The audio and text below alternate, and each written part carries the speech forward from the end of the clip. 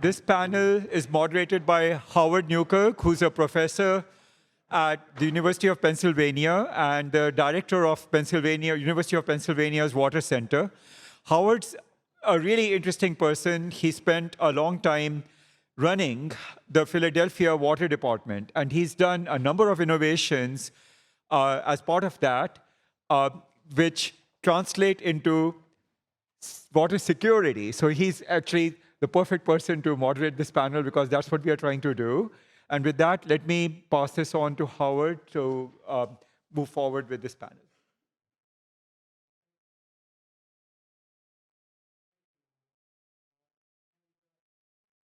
Really going to be a fun panel because we're going to be talking about two groups that really don't like each other very much, and that's academia and water utilities.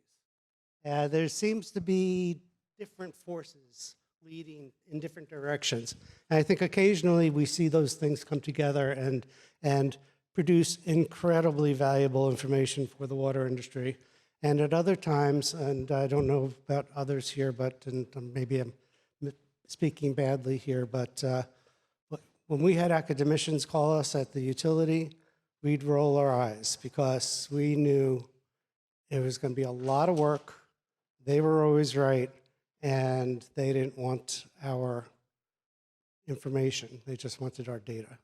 And that just rubbed the industry a little, well, rubbed my utility, rubbed me the wrong way a little bit, and distracted us from what we were trying to accomplish.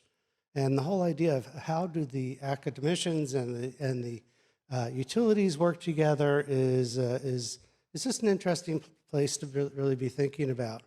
And with that, let me just pass this along to Bill Becker. And Bill, the question for you is, working with the issue of PFAS, how can I say this? What is that relationship? You know, there's a lot going on. You've been working with the PFAS issue, and so have you. Go ahead. Okay, yeah, I think, you know, PFAS is probably, at least as it stands now in my mind, something that might really change the way we view water. And that, you know, a water utility was really started maybe even not so much to provide safe drinking water as it was to be able to fight fires. So we can't get rid of the pipes and the pumps. We're going to need those forever. The question is, what's the quality of water that needs to go into those pipes and pumps and delivered to homes? Since 98% of all the water is used to flush toilets, take showers, sprinkle the lawn, whatever it may be. And now that we have a health advisory level for PFAS that's below any capability of actually measuring what it is. Now, I don't know where EPA is going to ultimately set the MCL, but it seems like we're starting to move to an era where it might make sense to have more point of use treatment for chemicals of concern and then provide safe drinking water from a pathogen perspective for all other purposes that we have.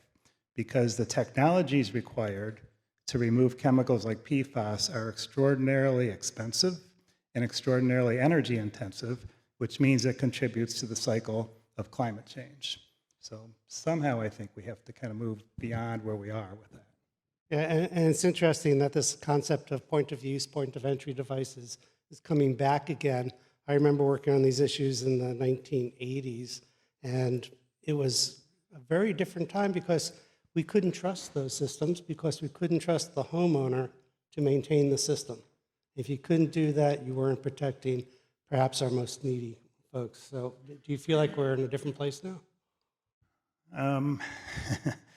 I don't know the answer to that. I think there's always going to be, well, EPA has to first of all figure out, is that a viable way of regulating drinking water? Does that make sense from a big picture perspective? Personally, I think it does. And I think the utility needs to have a role in administering those point-of-use devices, making sure, whether it's through digital technologies with sensors to make sure that they're working properly. I don't know the most, I think there's a lot of room for innovation I think academic institutions can play a role in that and the research that they need to be doing to kind of move all that forward. But I don't think it's really viable in the future to keep treating water to remove every single trace amount of contaminant that's in our rainwater to levels that we can barely measure today. It's just not economically affordable. While we probably also need some personal responsibility, right? We don't always choose the best foods to eat, or in my case, I probably drink a little too much wine on occasion. There's other health implications that somebody needs to start looking at before we keep spending hundreds of billions of dollars on removing trace amounts of contaminants. That's just my view. And just one more question for you is, how does this all relate to academia? I mean, is there a role for academia in this process, or is this just moving too fast? No, I think there's absolutely a role. A few years ago, I was at a project advisory committee meeting, and there was a student there who's getting his PhD into this digital space and doing all sorts of cool stuff. And I'm like, wow, we need to be able to do that as a consulting firm. So I hired him. I think academia has a big role to play in the types of research that will be done to everything from policy. How would you implement a point of use program to really protect public health, through the engineering and science required, the computer science required to implement a future. Thank you. Jiho, do you want to talk a little bit about PFAS also in your experience? Well, I think Bill already answered a lot of questions. So maybe what I can do is I twist a little bit, because I know you're going to ask me about academia. So just give you a little bit of background. Where I'm coming from is that I grew up in Hong Kong. When I was growing up, my mom issued boil water order every morning. And then during the most severe drought, I got 4 hours of water over 4 days. So talking about water quantity and water quality issue is very dear to me. And so I live with those all the time. And so to be in the US, the first time when I go and turn the tap on and drink the water, I say, that's a miracle. That's nothing that I would ever do when I was living in Hong Kong. Now, how the academic fit in, some of you might know, because I was the president of the American Water Work Association. Some people claim it's the world's biggest water organization. We have 50,000 members. And we just launched a activity called the Water 2050. And it's really through a discussion between then the president-elect, Joe Jack-Angelo, who's also a teacher at the university at Johns Hopkins, on an adjunct basis, and then also our CEO, David LaFrance. And I also, I'm an adjunct at a small liberal art college in Worcester, Massachusetts, called Clark University. What I do see is that, that project is called Water 2050. I mean, the reason why we use 2050 is that it was used as a benchmark, say, for climate change. I mean, there's no specific reason why we use it. And I even joke about is that, I care about is just 2050-ish. It doesn't matter whether it is on that date or not. But the main thing in that project is that we do have actually 5 different think tank workshops that we're going to look at 5 different sets of drivers. And one of them is governance. And so when we're talking about regulation, legislation, well, that's really associated with governance. Like, are we going to be able to keep on regulating drinking water contaminant as is? Like right now, we're just one at a time, right? Most of you know, like we monitor about 100 contaminants on an annual basis. Is that really even doable? I mean, we're going to have more chemical coming out that we don't know what it is yet.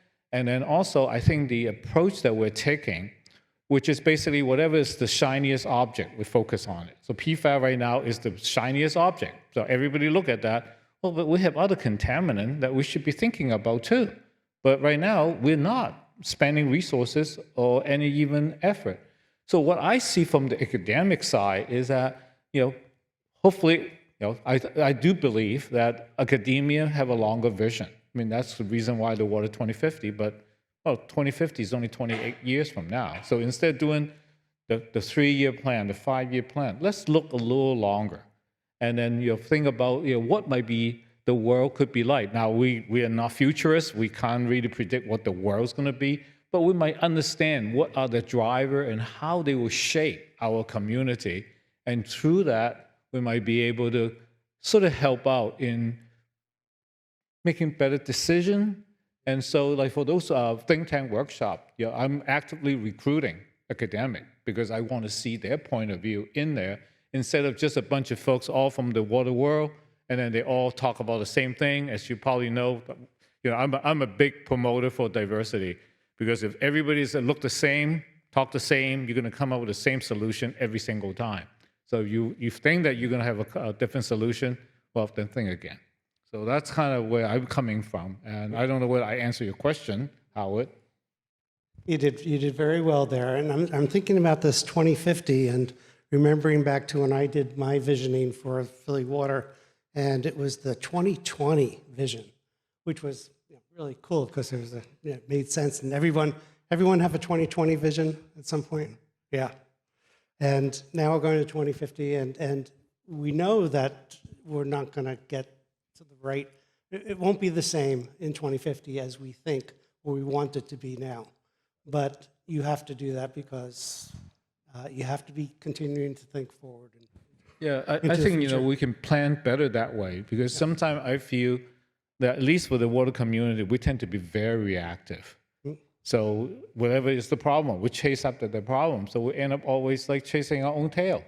And we can't really see further back and say, okay, what might be the new problem? How can we really do a better job to serve our community, right? That's really kind of our job. Like the public health, the safety is what we look for. Thank you. And Mark, I'm going to ask you about septic systems, which is unusual and not a very topic that's not mentioned very often in water circles. It's kind of it belongs to the private homeowner, and therefore it's been outside of a lot of our discussions. But I learned about it from a mutual friend, Catherine Flowers, who is just so outraged at what the conditions that people in parts of Alabama and elsewhere in the United States live through. And maybe you can talk a little bit about the septic system issue, and then also what can the universities do to support you? Okay, yeah, so I do work in rural Alabama. My background was in global WASH, so I was working on water and sanitation in developing countries, and then moved to Alabama and found that we had the same problems right in our backyard. And people say, oh, septic systems are failing. In rural Alabama, much of the time, because we have this shrink swell clay, a septic system requires, people say septic tanks and synonymously with systems, but the tank is just the first part. The solids settle out, the oils, fats, oils, and greases float to the top. The liquids go out into a drain field. They need to get into the ground from that drain field. And where you have a place like we do in rural Alabama with a shrink swell clay, that means a clay that swells up when it gets wet and it becomes impermeable. So what happens is what we call hydraulic failure, a type of failure in septic systems, where the wastewater backs up into the yard or even backs up into the home. And many homeowners, in a very rational way, decide not to invest thousands of dollars in a system. And this is, we have a lot of rural poverty in Alabama. They decide not to invest in a system that's not going to work for them. So we have a lot of what are called straight pipes, and it's what it sounds like. It's a pipe straight from the home that takes all the sewage and discharges it on the ground, typically under some leaves or kudzu, off into the woods, sometimes in a yard, sometimes to a trench dug from the home. But those are atypical. Those are the pictures you'll see when the news covers it. But for the most part, it's being discharged off into the woods adjacent to a home. In Alabama, unlike, say, in Appalachia, we don't have a lot of elevation change in the rural central Alabama. So it's not like Appalachia where there's usually a little stream and they discharge to the stream. What happens is everyone discharges to an area that's mostly stays dry during the year. And then when it rains, everything rushes into the local stream, goes to a creek, goes to a river, eventually down to the Gulf of Mexico. So all that to say, everyone in the United States is really responsible in a legal sense for their own wastewater management from their home. Most of us just pay a bill to a utility, and that's how we take care of our obligation. And that's about 3/4 of people in the United States. The other roughly 25%, the actual number is not known because we stopped asking questions about it on the census. The remaining 25% are responsible for managing their own wastewater. And, we talked a lot about subsidies for water systems and wastewater systems in the past. Most of us have benefited from heavy subsidization of our systems, or potentially systems simply being underinvested in, so we're not paying the full cost of those systems. People who have an on-site system are paying 100% of the cost, and it's often rural people who don't have high incomes. So this is the challenge for us as a society of how we're going to take care of these communities that have this particular challenge, and they lack the economies of scale so that solutions can be affordable for the most part. So, the federal infrastructure money from the Biden administration is an incredible gift to us. It's a once-in-a-lifetime opportunity, and we really need to take care of it. One thing that I noticed on the government panel is everyone talked about the bipartisan infrastructure law. The American Rescue Plan Act has the majority of the money for wastewater. I think I've estimated about 75 or 80% of the money for wastewater is coming through the American Rescue Plan Act. Those funds are going to expire. They have to be spent, not allocated, but spent by the end of 2026. So we're rushing to incorporate communities into the decision-making process, pair them with grant writers, with engineering firms, to get applications in for funding, receive the funding, and then try to get a firm. Now, all the engineering firms that I know have tons of work, more work than they can do right now.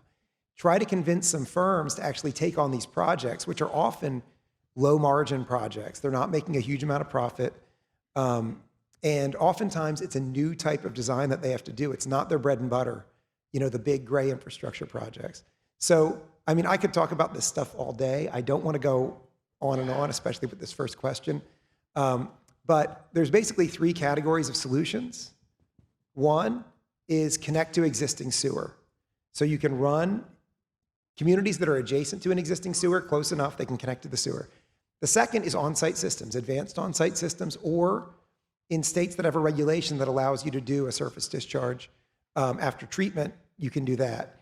And the third is what are called decentralized clustered systems, typically liquid-only systems, where the solids are kept at the home and then the liquids go for treatment. Those are the 3 basic categories, and you can keep the solids at the home and then send the liquids to an existing sewer system as well. The math, the modeling behind what's the best solution for each community, it depends a lot on the assumptions you make. It depends. It's not a one-size-fits-all solution. But I'm going to let us move on to the next thing. Obviously, I could talk about this for a while. But yeah, I'll hand it back to you, Howard. Well, what's the relationship between solving this problem and academia? Oh, yeah, sorry. So the thing that I think is a big challenge, especially for me, is there are many technologies out there that are promising, that have promising results, that are certified for use in a given state. What we need is insight into what works in the long term, not a short-term test, but what technologies, if you don't have a highly skilled operator, are still going to be working well in 10, 20 years. Because we're putting in systems with this federal money. We need systems that are going to work over the long term. Thank you. So, last question. Hello, and the question involves asset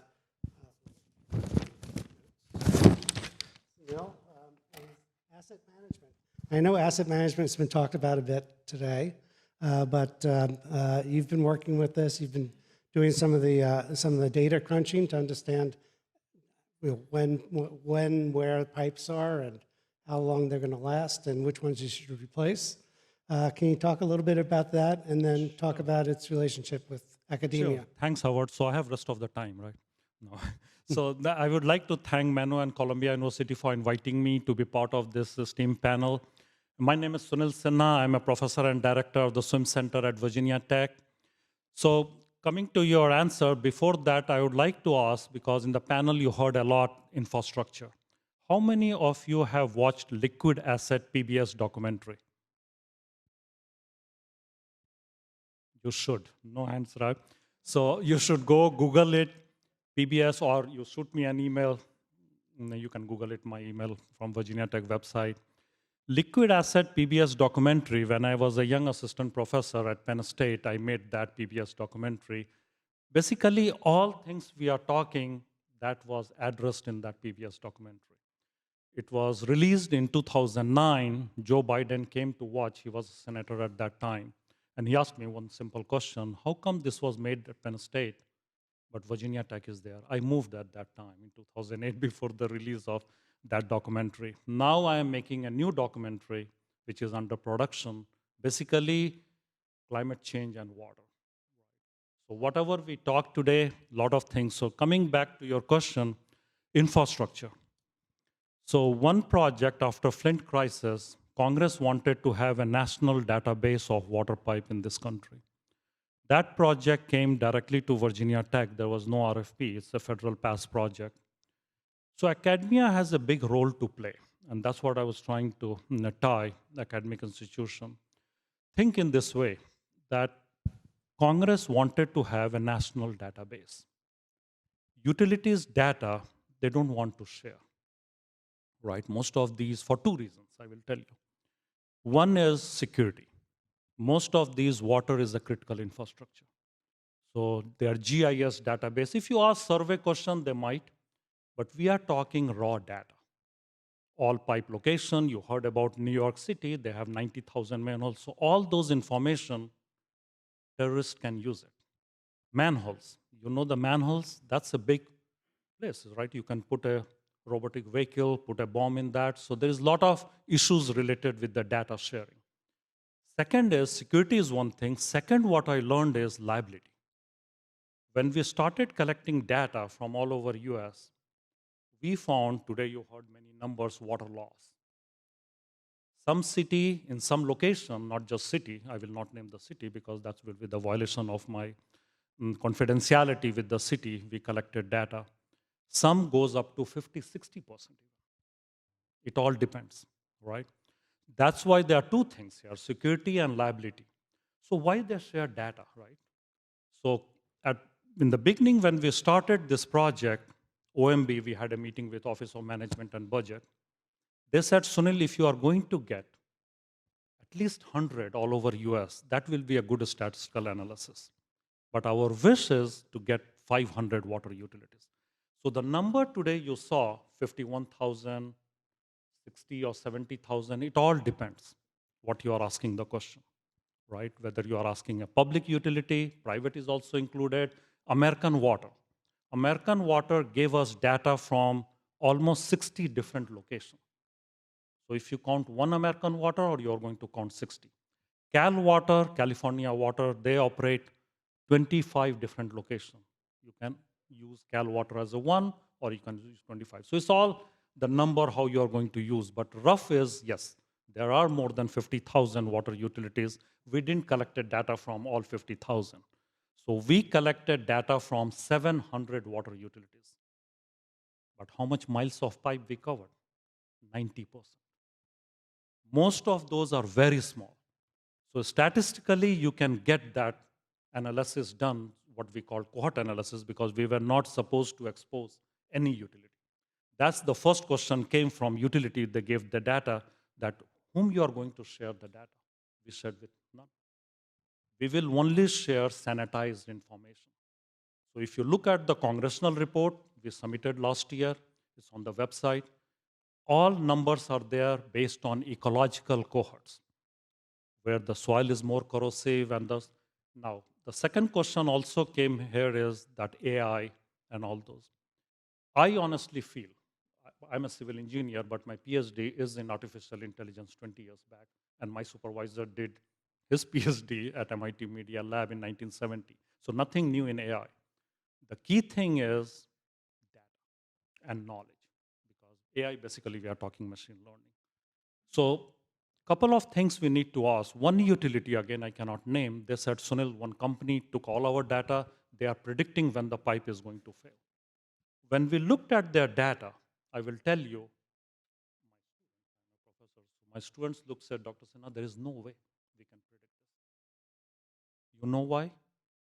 Because most of their break record data, historical break record, was from 2000. Their pipe was laid in 1920s. 2000 is not the first break. That's called truncation problem. And most of this data is also when there is a problem, they collect the data. It's not time-dependent data. So I can go on data in the next round, but we need to understand data has the physics behind it, and collecting the data at the scale, now I can tell you the data we have at Virginia Tech, we can do analysis of any, even small utilities, even if they don't have data, that's fine. Confidence will not be 100%, and nothing is 100%. Confidence will be, say, low, 60%, 70%, but right now what they are doing. Even a psychic can predict, right? So the key is the confidence, what confidence you have. So I can talk more on the data side. Very good. And a number of us had a very nice lunch today, and there was talk about the utility workforce, and everybody's talking about the same problems. You can't hire. When you hire, you can't retain, and promoting up, and people like me are retiring and taking all this knowledge with us. And you would think that the universities are a prime place to change that, to be able to provide students and professors and other professionals either experience, knowledge to start in the water business or to continue their education in the water business. Are you seeing that? Is that something that that we're doing enough about? I'll start. In addition to my job at Hazen and Sawyer, I'm the co-director of the water reuse program at University of Colorado Boulder. And I would say I don't think there's enough practitioners that get into academics along the way. And I think there's a change. The storied programs from where we used to hire the best people are kind of disappearing as the old professors that Howard and I had have passed away or retired, and new professors, the way universities are set up, and where the funding is really, it's not in drinking water treatment anymore. Okay, that's nobody's interested in funding that. So consequently, the professors often don't have real experience in the water utility industry. So I think there's a need for more professors of practice type of people to go in and teach some of those courses at the engineering level, the capstone design levels, to get students excited about the water industry. So one of my big thoughts when I decided to go to Penn and open this water center was the incredible amount of knowledge and people with their PhDs and tenured professors. And I said, I'm going to give them this whole new field of water. And because we weren't really doing that very much at UPenn. And I went in there and I found out that they're not interested. They're not interested because the federal funding, because most research universities and universities we're all associated with, they thrive on research.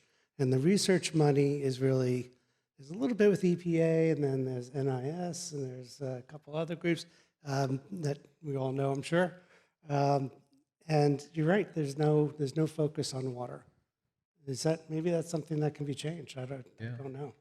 Well, I echo what you said because when I was the president of AWWA, I mean, have some academic background, I'd like to reach out to get more academic in. And I find out that in the American Water Work Association, we actually have a decline of a number of academics coming in to actually be a part of the community. So I try to figure out, like, what is the reason? So, and I talked to a whole bunch of my friends who are still at university. They say, well, most of the university, especially high-ranked university, there are 3 criteria to evaluate these faculty members. One is that how many PhD students do you generate? Because so they can teach in some other university. Second is that they're only interested in applying for National Science Foundation grant. The third is basically they publish in very obscure journal. There are probably other 6 people read that journal. So those are the 3 criteria right away. It's like, yeah, well, we would like them to interact with the water community because we have really tough problem to solve. And it's not just science and technology, the social science portion of it. So, I mean, I would like sort of maybe the university start rethinking about, what is really important? Is that impactful research? That will be something that I would like to encourage maybe working with Howard, to try to push that forward. And then we can engage more academic, even like Water Research Foundation, right? Even as a research group for the water the community. Well, there's a lot of consultants doing the work. I don't see as many academics that are getting grant money to come out and solve problems for us. Thoughts? Yeah, so I would say the incentives for newly hired academics don't align very well with researching the technologies that are actually in use in most water and wastewater treatment plants today. And that's, except for maybe treating PFAS, I think that's probably going to be one that you'll find students coming through for PhDs. Now, in terms of placing students into utilities as employees, at least in Alabama, we see that the pay really isn't competitive at utilities for a student who's graduating with a bachelor's or a master's. There are some large utilities where that's the case, but I would say they're few and far between compared to the number of environmental consulting firms that are out there paying good salaries. Any last thoughts? Yes, Virginia Tech is a little different. We claim ourselves as a hand-on kind of a things, but I agree that yes, our tenure process and all those is based on you have to produce paper, you have to get national grant. But at the same time, what Bill was mentioning is we are also getting a lot of professor of practice. So we have kind of a different tracks. So professor of practice, they don't go for tenure and all those. They teach our classes, so their teaching load is heavy. And then we have also research professors. They are annual basis. So we hire them based on grants. We have big projects. So they work full-time on the devote. They may take one semester some of our courses, and then we have a tenure track one. So I think that balancing that is a good way to go. So that's what I feel. And coming to your point of workforce, what I am realizing is not from the university side, but from the other side, utility point of view. What they are telling is that, Sunil, look here, we have a lot of these people working for 40 years. They have good knowledge, but young coming, they are technology savvy, but no experience. So how to merge these two hybrid world? And that's, I think, is also the key, which we have to, because they will retire. A lot of retirement is coming. So that knowledge somehow need to be retained. Sinha, do you want to have the last because word? because he mentioned about workforce, because that's really two parts. One is the university, the engineers, the training the more highly technical folks. The other part really have to do with people that do operation at the water utility or water system. And I won't mention which utility, but one of my friends at a very large utility, right now they have a vacancy rate of 20%. And just think about one of 5 people is now out. That's very common these Yeah, days. Yeah. it's very common, but that's not going to get the work done. So I think that's another whole area on the workforce development. It's like, how do we go about to create a pipeline? Do we need to get into high school, even junior high, or beyond, to try to get them interested in water? And hopefully we can make it sexier for the folks, and then they can. And I agree with that point is also, we cannot pay what Amazon and Google is paying, right? So I mean, I don't know what's the solution for that, because water sector cannot pay starting salary of 120, 150. I guess I just want to add one more thing, and sorry, Alex. A lot of today what I heard is about the water utility industry, but you can't separate it from the cities. And so a lot of the issues with some water utilities, they might have high vacancies, but it's because of the city procurement process as to how they hire people. And a lot of water utilities are kind of looked at as a bank. And so cities take money from those water utilities and they use it for many other things. So that's part of the whole issue here. Well, I'll just end by I just have some saying. questions. Oh, okay. So the first question here, we talked about partnerships. It's what are some promising examples of academia working with the private sector that can work at scale to improve much of what you were asking, Howard? Sorry. Go for it. There's one, I was just up in Halifax, Nova Scotia, and they have a really neat program there.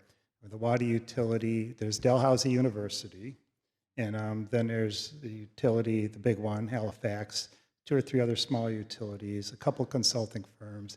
They all pay significant dollars into a 5-year, $5 million research program that's designed to really address the issues of the water utility industry up there.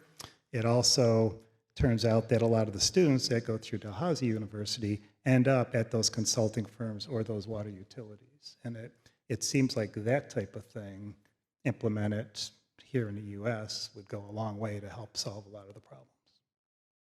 That sounds good to me. Getting the utilities to support universities in their communities so that the universities can help the utilities back.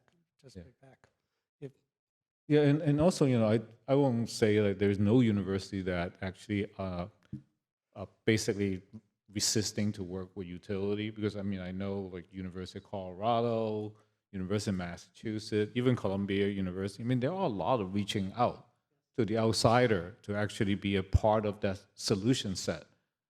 So it's not every one of them, but overall, I think there's still a model out there that they sort of rely on, and maybe that is something that we would like them to modify. Yeah, one thing that I'm interested in decentralized wastewater. And there was a former academic at Colorado School of Mines who wrote a textbook on decentralized wastewater that's formatted to teach from. And if you can convince a professor, you have to pick up and teach a new class, that this will make your prep take a lot less time. I think that's one way. If people from industry are interested in getting content out, and they want students to be trained in ways that are relevant for them, putting together a textbook in the format where it's actually, this thing has slides in the back of the book. You can turn into PowerPoint. You can adopt for PowerPoint. So that to me is a way that the industry could potentially get the word out to a lot of students about the things they're interested in students knowing. Thank you. Yeah, I will just add on that. It's a value proposition also. We got this federal grant, which I was mentioning, this called Pipe ID project. Grant is over now. Last year, grant got over. But now this data as a service now, and that's a different contract from Virginia Tech. It's not a research, because Virginia Tech, when we do research, overhead is 65%. But this data as a service, then we are just paying 12% overhead on that. So basically, we are providing service to all utilities now, and we are generating more than $250,000 through that kind. So that also can be a model now, data as a service. So thank you to our panelists. Thank you, everybody.